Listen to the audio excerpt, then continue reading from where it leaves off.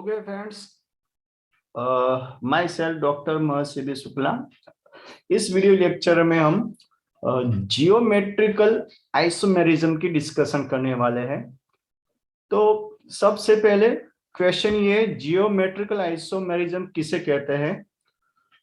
The compounds having same molecular formula, same structure formula, but different in special arrangement of atoms or group around the double bond in molecules। Means दोनों molecule के molecular formula same होने चाहिए, structure formula भी same होने चाहिए, but उस molecule में present जो डबल बॉन्ड है उसके आसपास जो एटम और ग्रुप का जो स्पेशल अरेंजमेंट है वो स्पेशल अरेंजमेंट डिफरेंट होना चाहिए। तो सिंपल हमारे पास एग्जांपल है ब्यूट-2-इन। जनरली हम जानते हैं ब्यूट-2-इन के दो आइसोमर पॉसिबल है, जस्ट लाइक ये 1 और ये 2। तो आप देख सकते हैं यहाँ पे स्पेशल अरेंजमेंट, यहाँ पे दोनों मिथाइल समूह वन साइड है और यहाँ पे दोनों मिथाइल समूह ऑपोजिट साइड है। तो हम इसे कह सकते हैं geometrical isomers, and this phenomenon called geometrical isomerism। Okay, तो जनरली ऐसे कौन से कंपाउंड है जो इस प्रकार की आइसोमेरिज्म शो करते हैं? तो generally the compound having double bond, अगर कंपाउंड के अंदर आइसोमर के अंदर डबल बॉन्ड प्रेजेंट है तो वो मे बी इस प्रकार के आइसोमेरिज्म शो कर सकते हैं। तो जनरली ऐसा क्यों? तो जनरली हम जानते हैं कि अल्केन डेरिवेटिव्स में क्या होता है, कार्बन कार्बन के बीच क्या होता है, सिंगल बॉन्ड। और जब कार्बन कार्बन के सिंगल बॉन्ड होता है तो वहां पे फ्री रोटेशन पॉसिबल होता है, जस्ट लाइक के इथेन और एंड ब्यूटेन। इथेन में क्या होता है, हमें मालूम है ये दोनों कार्बन के बीच जो सिंगल बॉन्ड उसके बेसिस पे आप फ्री रोटेशन करा सकते हैं। मान लो एक कार्बन को आप स्टेबल कर लो और उसके आधार पे ये दूसरे कार्बन को अलग अलग एंगल पे रोटेशन आप कर सकते हैं, जस्ट लाइक मिनिमम 60 डिग्री और मैक्सिमम 180 डिग्री या 360 डिग्री। Okay done. तो फ्री रोटेशन पॉसिबल, जहां पे फ्री रोटेशन पॉसिबल होता है वहां पे इस प्रकार के आइसोमेरिज्म हमें दिखती नहीं है, या कह सकते हैं इस प्रकार के आइसोमेरिज्म वो कंपाउंड दिखाते नहीं है। जैसे एन ब्यूटेन में ये दोनों कार्बन सिमेट्रिकल कार्बन है, यानी कि यहाँ पे भी आप फ्री रोटेशन आप यहाँ पे दिखता है फ्री रोटेशन पॉसिबल है। अगर फ्री रोटेशन पॉसिबल तो मीन्स इस प्रकार के आइसोमेरिज्म वो नहीं दिखाएगा। लेकिन अल्किन डेरिवेटिव्स जनरली अल्किन्स इन प्रत्येक मीन्स वहां पे डबल बॉन्ड प्रेजेंट होना चाहिए। जब डबल बॉन्ड प्रेजेंट है तो 100% आप एक कार्बन को स्टेबल रख के दूसरे कार्बन को आप क्लॉकवाइज डायरेक्शन या एंटी क्लॉकवाइज डायरेक्शन रोटेट नहीं करा सकते, मीन्स फ्री रोटेशन पॉसिबल नहीं है। तो उस रोटेशन को हम क्या कहेंगे, रेस्ट्रिक्टेड रोटेशन। यानी कि जस्ट लाइक एग्जांपल हमारे पास है इथीन और ब्यूट-2-इन। जब फ्री रोटेशन पॉसिबल नहीं है तो क्या होगा, जो डबल बॉन्डेड कार्बन है उससे जुड़े हुए मीन्स डबल बॉन्डेड कार्बन से जुड़े हुए जो एटम और ग्रुप, पर याद रखना वो एटम और ग्रुप डिफरेंट होने चाहिए। तो डिफरेंट एटम और ग्रुप जो स्पेस में दो प्रकार के अरेंजमेंट हमें दिखाएगा, जो उस जो डिफरेंट अरेंजमेंट हमें दिखाते हैं वो डिफरेंट अरेंजमेंट को हम बोलते हैं जियोमेट्रिकल आइसोमर्स। Okay done. तो सिंपल एग्जांपल है हमारे पास एक अल्किन का C डबल बॉन्ड C। हमने यहाँ पे डबल बॉन्डेड कार्बन के साथ जो अटैच एटम और ग्रुप्स वो डिफरेंट दिखाए हैं, तो यहाँ भी हम डिफरेंट दिखाएंगे। तो अब प्रॉब्लम ये, तो सिस किस आइसोमर को कहेंगे और ट्रांस आइसोमर किस आइसोमर को कहेंगे? तो जनरली जो सिमिलर ग्रुप है, सिमिलर ग्रुप मीन्स जो डबल बॉन्डेड कार्बन से जुड़ा हुआ एटम और ग्रुप, मीन्स इस कार्बन से जो एटम और ग्रुप अटैच है वही एटम और ग्रुप इस कार्बन से अटैच होना चाहिए, जिसे हम सिमिलर ग्रुप कहेंगे। इस केस में ए और बी वो सिमिलर ग्रुप या एटम कह सकते हैं, वो सिमिलर है। तो सिमिलर एटम और ग्रुप जो डबल बॉन्ड से वन साइड है तो 100% हम इसे सिस आइसोमर कहेंगे, और जो सिमिलर ग्रुप और एटम जो डबल बॉन्ड है या कैसे C double bond C axis से ऑपोजिट साइड है तो हम इसे ट्रांस आइसोमर कहेंगे, और ये सिस और ट्रांस आइसोमर को हम जियोमेट्रिकल आइसोमर कहेंगे। Okay done. और इस केस में याद रखो हमें क्या याद रखना है, सिमिलर ग्रुप अगर वन साइड है तो इसे हम सिस कहेंगे, और सिमिलर ग्रुप ऑपोजिट साइड है तो हम इसे ट्रांस कहेंगे। तो इस केस में सिमिलर ग्रुप कौन है, तो इस केस में सिमिलर ग्रुप ए है, यहाँ भी ए अटैच है और इस कार्बन से ही भी ए अटैच है। तो सिमिलर ग्रुप यहाँ पे वन साइड है तो हम इसे सिस कहेंगे, यहाँ पे ऑपोजिट साइड है हम इसे ट्रांस कहेंगे। Okay done. अब कंडीशन क्या है इसकी, कंडीशन ये है,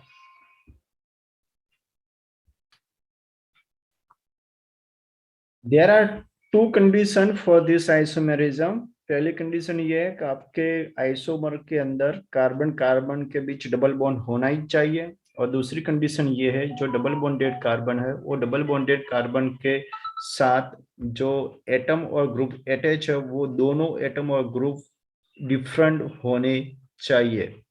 मतलब कि मान लो मेरे पास ये केस है, इस केस में अगर मैं सी की जगह ए ले लूं तो क्या होगा, तो ए ले लूं तो आप क्या कहेंगे कि दोनों कॉमन एटम और ग्रुप वन साइड है डबल बॉन्ड से, तो वो सिस का कोई ऐसा बोलेगा नहीं सर ये भी ये है और ये भी ये है, यानी कि वो डिफरेंट साइड हो गया, तो वहां कंफ्यूजन वाला केस हो जाएगा।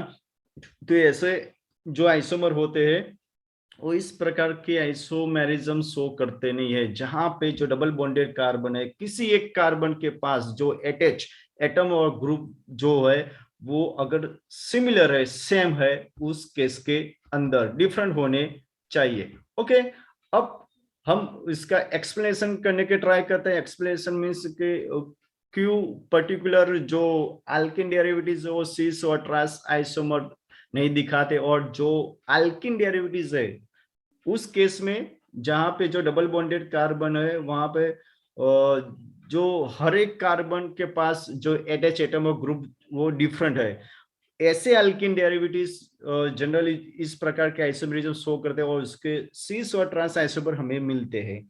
तो जनरली अल्किन डेरिवेटिव्स से पहले हम ये समझ ले कि जो कार्बन है, कार्बन जो कार्बन की चारों वैलेंसी है वो टेट्राहेड्रल शेप में होती है, हमें मालूम है, और जो दो बॉन्ड के बीच का जो एंगल निकल के आता है वो 100 डिग्री के आस 109 डिग्री होता है। Okay done. तो इसी कॉन्सेप्ट को फॉलो करते हुए हमें जो अल्केन डेरिवेटिव्स में दिखाने की कोशिश हम यहाँ पे करेंगे कि अल्केन डेरिवेटिव्स जनरली सिस और ट्रांस आइसोमर दिखाते नहीं है, पॉसिबल ही नहीं होते। तो जनरली हमने एक सिंपल से एग्जाम ले रखा है, सक्सेनिक एसिड जहां पे कार्बन कार्बन के बीच क्या है, सिंगल बॉन्ड। Okay done. अब हम इसे क्या करते हैं, जो कार्बन के साथ अटैच एटम और ग्रुप है उसको हम डिफरेंट अरेंजमेंट स्पेस में डिफरेंट अरेंजमेंट दिखाने की कोशिश कर रहे हैं। मान लो इस कॉन्सेप्ट को फॉलो करते हुए मीन्स ये टेट्राहेड्रल शेप है, तो ये कार्बन का टेट्राहेड्रल शेप हमने बना दिया और ये नीचे वाला कार्बन उसका भी हमने टेट्राहेड्रल शेप बना दिया। तो यहाँ पे क्या हमें बताया, जो CWH ग्रुप है वो वन साइड है, तो एक दूसरा मॉडल हमने ऐसा बनाया है टेट्राहेड्रल शेप का, तो CWH ग्रुप एक ए साइड है और उसका ऑपोजिट साइड है। हम यहाँ पे दिखाने की कोशिश कर रहे हैं कि मान लो कि सक्सेनिक एसिड के ऐसे दो जो स्पेशल अरेंजमेंट हम दिखा सकते हैं। क्लियर? Okay done. लेकिन होता क्या है, इस तरफ आप देख लो, मैंने टेक्स्ट बुक ले रखी है, टेक्स्ट बुक वहां पे 1 2 3 4, बीच में ये कार्बन आप ये इमेजिंग कर सकते हैं, मीन्स टेट्राहेड्रल शेप के फॉर्म में मैंने एक टेक्स्ट बुक ली है। Okay done. तो ये जो मॉडल है, ये मॉडल को आप यहाँ दे सकते हैं, ये भी टेट्राहेड्रल शेप है और नीचे भी एक टेट्राहेड्रल शेप है। Okay done. यहाँ पे CWH और CWH ग्रुप अटैच आप इमेजिंग कर सकते हैं। तो जब जो अल्केन डेरिवेटिव्स है उसमें जो टेट्राहेड्रल शेप है वो ऐसे अटैच होते हैं जिस, तो आप क्या कर सकते हैं, किसी एक टेट्राहेड्रल शेप को स्टेबल रख के दूसरे टेट्राहेड्रल शेप को रोटेट कर सकते हैं। अगर रोटेट कर सकते हैं यानी कि ये CWH ग्रुप था जो मेरे राइट साइड था वो ऐसे आ सकता है, मीन्स लेफ्ट साइड आ सकता है, और दूसरा जो ये वाला था ये जो CWH ग्रुप जो मेरे लेफ्ट साइड है, मान लो मैंने नीचे वाला जो टेट्राहेड्रल शेप है उसको स्टेबल कर दिया और जो ऊपर वाला टेट्राहेड्रल शेप है उसको मैंने रोटेट किया, तो ये CWH ग्रुप रोटेट होते हुए यहाँ पे आ जाएगा। मीन्स ये दोनों सिमिलर स्ट्रक्चर मिल जाएंगे। जो सिमिलर स्ट्रक्चर मिल जाते हैं तो हम ये नहीं, तो ये 100% जो कार्बन के साथ अटैच जो एटम और ग्रुप है वो स्पेस में जो डिफरेंट अरेंजमेंट दिखाएंगे, क्योंकि यहाँ पे क्या होता है, free rotation. Clear cut? Okay. तो हमें क्या दिखाना है, जो कार्बन के साथ अटैच है जो एटम और ग्रुप वो डिफरेंट अरेंजमेंट दिखाने चाहिए, वो तभी पॉसिबल है जो कार्बन कार्बन के बीच डबल बॉन्ड प्रेजेंट होगा। ओके, तो नेक्स्ट स्लाइड में हम ये दिखाने की कोशिश करेंगे। अगर मान लो कार्बन कार्बन के बीच मीन्स अल्किन डेरिवेटिव्स ले लेते हैं, कार्बन कार्बन के बीच डबल बॉन्ड प्रेजेंट है, तो 100% वहां पे क्या होगा, वहां पे 100% रेस्ट्रिक्टेड रोटेशन होगा। तो रेस्ट्रिक्टेड रोटेशन से क्या होता है, मान लो ये टेट्राहेड्रल शेप है, 1 2 3 4, बीच में आप कार्बन इमेजिंग कर सकते हैं। तो ये टेट्राहेड्रल शेप को मैंने ऐसे अरेंज किया है टेक्स्ट बुक के फॉर्म में। Okay done. और ये मान लो कि ये मेलिक एसिड है, मेलिक एसिड मीन्स ये कार्बन का जो मैंने शेप यहाँ पे दिया है, और नीचे वाला कार्बन है जो डबल बॉन्डेड कार्बन, इसका शेप मैंने ऐसे दिया है। मीन्स कहने का मतलब ये है, जब दो कार्बन के बीच डबल बॉन्ड प्रेजेंट होता है तो दोनों टेट्राहेड्रल शेप एक दूसरे से ऐसे एंगल से जुड़ जाते हैं, और जब एंगल से जुड़ जाते हैं तो किसी एक टेट्राहेड्रल शेप को आप स्टेबल रख के दूसरे टेट्राहेड्रल शेप को आप रोटेट करते नहीं कर पाते। जब रोटेट नहीं कर पाते तो उससे जो मीन्स जो कार्ब डबल बॉन्डेड कार्बन से जो attach CWH group, CWH means जो एटम और ग्रुप है, वो स्पेशल अरेंजमेंट उनका डिफरेंट होता है, स्पेस में डिफरेंट होता है। तो उससे क्या होता है, दो आइसोमर हमें मिलेंगे, एक आइसोमर सिस जहां पे जो कॉमन अथवा सिमिलर एटम और ग्रुप वन साइड हो है प्लेन के अथवा डबल बॉन्ड के, तो उसे हम सिस कहते हैं। और सिमिलर ग्रुप जो डबल बॉन्ड से ऑपोजिट साइड होते हैं इसे हम ट्रांस आइसोमर कहते हैं। यानी कि आप देख सकते हैं सिस आइसोमर का नाम है मेलिक एसिड और ये ट्रांस आइसोमर का नाम है फ्यूमेरिक एसिड। ये दोनों अलग अलग कंपाउंड है, मार्केट में दोनों अलग अलग अवेलेबल है। यानी कि एक का मेल्टिंग पॉइंट 130 डिग्री सेल्सियस है, दूसरा का मेल्टिंग पॉइंट है 302 डिग्री सेल्सियस। Okay done. तो हमारे पास एक दूसरा एग्जांपल है सिस स्टील बीन और ट्रांस स्टील बीन। अगेन इस मॉडल से हम ये दिखा सकते हैं, अगर दोनों टेट्राहेड्रल शेप ऐसे जुड़े होते तो हम फ्री रोटेशन वहां नहीं कर पाते। फ्री रोटेशन नहीं कर पाते तो जो डबल बॉन्डेड कार्बन से जुड़े हुए एटम और ग्रुप है वो उसका जो स्पेशल अरेंजमेंट होगा वो दो प्रकार के हो गए, एक सिस दूसरा ट्रांस। Okay done. और ऐसे आइसोमर को हम क्या कहते हैं, जियोमेट्रिकल आइसोमर्स, जो सी डबल बॉन्ड सी के आसपास जो एटम और ग्रुप का जो डिफरेंट अरेंजमेंट दिखाते हैं। क्लियर? और इस फिनोमेनन को हम क्या कहेंगे, सिस और ट्रांस आइसोमर। Okay done. अब जनरली ऐसे जो जियोमेट्रिकल आइसोमर होते हैं उनकी जो केमिकल प्रॉपर्टीज जो वो कॉमन होती है। मींस केमिकल प्रॉपर्टीज मींस जो हम इसे कहते हैं द प्रेजेंस फंक्शनल ग्रुप, जो फंक्शनल ग्रुप प्रेजेंस होते हैं उसके आधार पे हम केमिकल प्रॉपर्टीज कहते हैं। तो इसमें जो भी फंक्शनल ग्रुप प्रेजेंट है वो फंक्शनल ग्रुप इस आइसोमर प्रेजेंट है, तो ऑलमोस्ट उनकी जो केमिकल प्रॉपर्टीज होती है वो सिमिलर होती है, कॉमन होती है। लेकिन जो फिजिकल प्रॉपर्टी है जैसे सॉलिबिलिटी होती है, डेंसिटी होती है, मेल्टिंग पॉइंट, बॉइलिंग पॉइंट होते हैं, डाइपोल मोमेंट होते हैं, स्टेबिलिटी होती है, वो सभी जो फिजिकल प्रॉपर्टीज होती है वो सिस और ट्रांस आइसोमर की डिफरेंट होती है।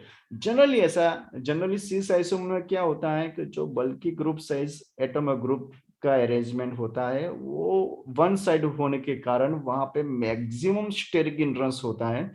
और स्टेरिक हिंड्रेंस के कारण क्या होता है, वो स्पेस में एक दूसरे से दूर जाने की कोशिश करते हैं जस्ट स्टेबिलिटी के लिए। और दूर जाने की कोशिश में क्या होता है, वो उसके जो बॉन्ड होते हैं मॉलिक्यूल के बॉन्ड वीक हो जाते हैं। इसके कारण उसकी जो मेल्टिंग पॉइंट और बॉइलिंग पॉइंट सॉलिबिलिटी जो वैल्यू होती है वो लो होती है। सिस आइसोमर की, उसके कंपेयर में जो ट्रांस आइसोमर होता है, ट्रांस में क्या जनरल जो बल्कि ग्रुप है वो ऑपोजिट साइड में अरेंजमेंट होता है उसका, तो वहां पे लेस स्टेरिक इंटरेस्ट होता है, और स्टेरिक इंटरेस्ट लेस होने के कारण वहां पे उस मॉलिक्यूल के अंदर जो बॉन्ड होता है, बॉन्ड की जो स्ट्रेंथ होती है वो ज्यादा होती है। इसके कारण क्या है, अगर बॉन्ड को हमें ब्रेक करना है तो वहां पे ज्यादा एनर्जी प्रोवाइड करनी पड़ेगी, इसी के कारण इसका जो मेल्टिंग पॉइंट हाई होता है compare to cis isomer. Okay done. अब नेक्स्ट स्लाइड के अंदर हम ये देखेंगे साइक्लिक कंपाउंड के अंदर जियोमेट्रिकल आइसोमेरिज्म। तो साइक्लिक कंपाउंड जनरली हम किसे कहते हैं, साइक्लोप्रोपेन, साइक्लोब्यूटेन, साइक्लोपेंटेन और साइक्लोहेक्सेन। तो अभी तक हमने क्या पढ़ा, तो जो अल्किन डेरिवेटिव्स है वही अल्किन डेरिवेटिव्स जिसमें डबल बॉन्डेड कार्बन के साथ अटैच दोनों एटम और ग्रुप डिफरेंट होने चाहिए, वो जनरली जियोमेट्रिकल आइसोमेरिज्म शो करते हैं। लेकिन ये साइक्लिक कंपाउंड में अब हमें डिस्कशन करने वाले हैं। तो साइक्लिक कंपाउंड, तो एक्चुअली साइक्लिक कंपाउंड में कैसे पॉसिबल है, तो बेसिक जो कॉन्सेप्ट कौन सा है, फ्री रोटेशन पॉसिबल होना चाहिए नहीं। अब फ्री रोटेशन पॉसिबल नहीं है तभी वो सिस और ट्रांस आइसोमर दिखाएंगे, जिसे हम बोलते हैं जियोमेट्रिकल आइसोमर या जियोमेट्रिकल आइसोमेरिज्म। तो जनरली साइक्लिक कंपाउंड, मान लो कि ये कार्बन को पकड़ लो और ये कार्बन के बेसिस पे दोनों कार्बन को रोटेट करने की कोशिश करेंगे तो फ्री रोटेशन पॉसिबल नहीं होगा। जब फ्री रोटेशन पॉसिबल नहीं है 100% वहां पे सिस और ट्रांस आइसोमर जनरेट हो गए।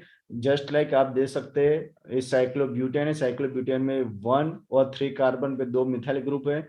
ओके, वैसे एक दूसरा आइसोमर हमने ले रखा है, एक मिथाइल ग्रुप प्लेन के डाउन साइड है और एक मिथाइल ग्रुप जो प्लेन के अप साइड है। एक्चुअली ये दोनों साइक्लो सॉरी 1,3 डाइमिथाइल साइक्लोब्यूटेन के आइसोमर है, एक सिस आइसोमर और एक ट्रांस आइसोमर।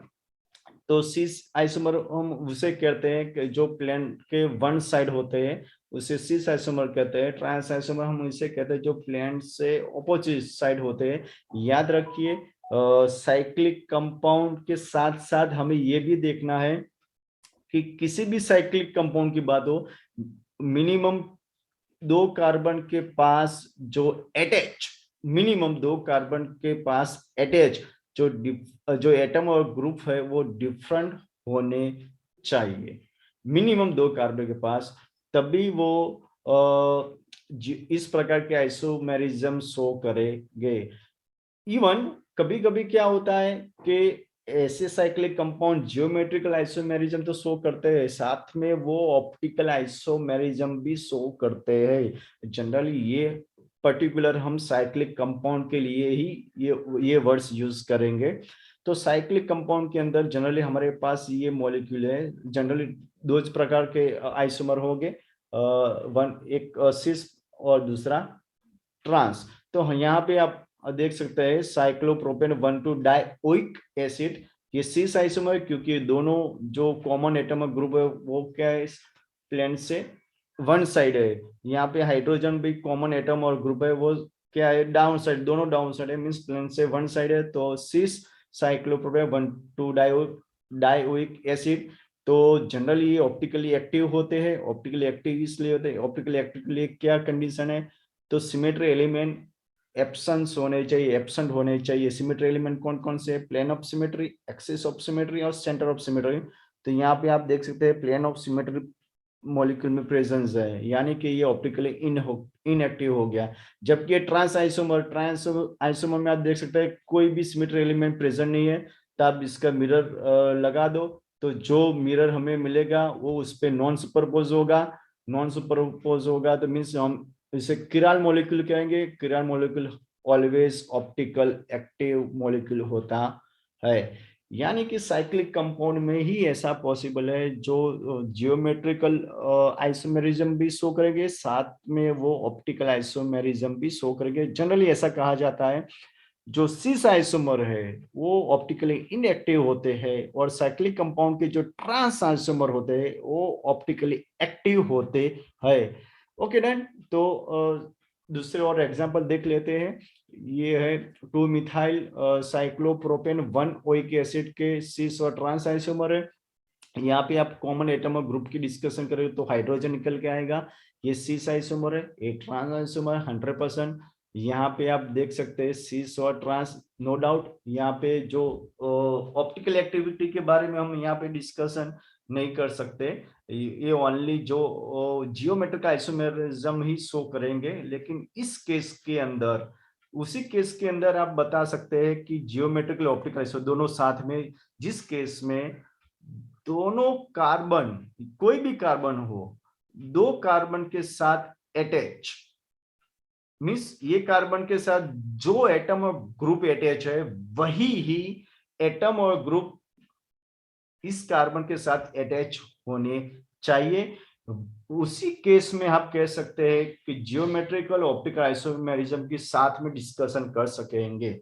Okay done. तो इस केस में आप देख सकते हैं कि cyclopentane 1,2 diol 100% cis isomer optical inactive होगा। यहाँ पे प्लेन ऑफ सिमेट्री प्रेजेंट है, लेकिन इस केस में कोई भी सिमेट्री एलिमेंट प्रेजेंट नहीं है। जब आप इसका मिरर दे देंगे, मिरर आप यहाँ पे रखोगे तो जो भी आइसोमर मिलेगा वो उस पे नॉन सुपरपोज होगा, मींस साइक्लोपेंटेन का ट्रांस आइसोमर ऑप्टिकल एक्टिव होगा। वैसे ही आप साइक्लोहेक्सेन के बारे में भी डिस्कस कर सकते हैं। यहाँ पे प्लेन ऑफ सिमेट्री प्रेजेंट है, means cis isomer always optically inactive. But in case में आइसोमर्स में कोई भी सिमेट्री एलिमेंट प्रेजेंट नहीं है, तो आप मिरर बता सकते हैं जो भी आइसोमर मिलेगा वो उस पर नॉन सुपरपोज होगा, सुपरपोज नहीं हो पाएगा, means try isomer will be optical active.